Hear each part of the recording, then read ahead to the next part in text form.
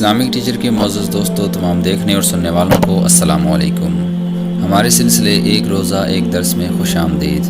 ماہ رمضان کا دوسرا عشرہ مغفرت اپنی مغفرت کی بہاریں لٹاتا ہوا جاری ہے، اور آپ سب کو 12واں روزہ مبارک ہو۔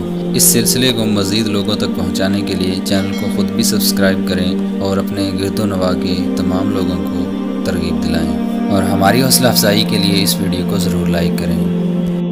حضرت سیدنا سہل بن عبداللہ رضی اللہ تعالیٰ عنہ سے روایت ہے کہ اللہ کے رسول صلی اللہ تعالیٰ علیہ وسلم نے ارشاد فرمایا، بے شک جنت میں ایک دروازہ ہے جس کو ریان کہا جاتا ہے، اس سے قیامت کے دن روزے دار داخل ہوں گے، ان کے علاوہ کوئی اور داخل نہ ہوگا۔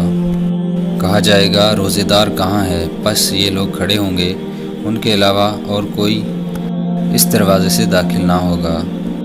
جب یہ لوگ داخل ہو جائیں گے تو دروازہ بند کر دیا جائے گا، پھر اس دروازے سے کوئی اور داخل نہ ہوگا۔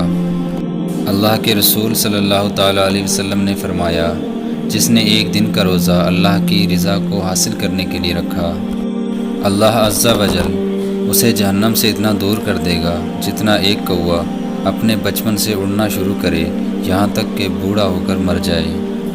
خواتین و حضرات، کوا ایک لمبی عمر پانے والا پرندہ ہے۔ امیر المومنین حضرت سیدنا فاروق اعظم رضی اللہ تعالیٰ عنہ سے مروی ہے، نبی کریم صلی اللہ تعالیٰ علیہ وسلم نے ارشاد فرمایا، جس نے ماہ رمضان کا ایک روزہ خاموشی اور سکون سے رکھا، اس کے لیے ایک گھر جنت میں سرخ یاقوت یا سبز زبرجد کا بنایا جائے گا۔ ماہ رمضان کی پرکیف گھڑیاں ہمارے درمیان موجود ہیں، لہٰذا روزوں کا اہتمام کریں۔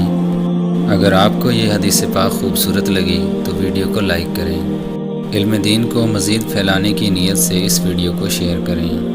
اسی کے ساتھ ہمیں دیجیے اجازت، اپنا بہت سا خیال رکھیے گا، ملتے ہیں اگلی ویڈیو میں۔